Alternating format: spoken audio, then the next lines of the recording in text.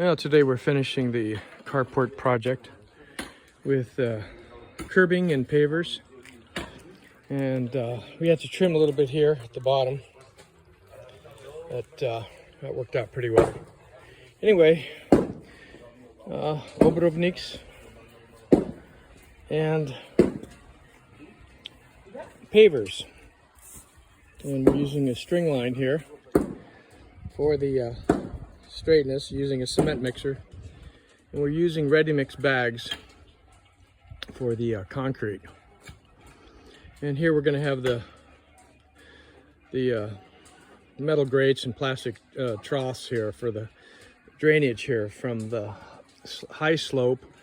When it snows and snow melts, it'll hit the drain, and then it'll go into these rocks, which we call a dry well. The rocks here have a depth of about 2 feet. So, and this is our carport finished. It's very sturdy with a beautiful paint, and now we have the ground prepared for the curbing, which you can see here is a pile, and that's our curb there, the edging. So we'll continue with that shortly. Anyway, to be continued.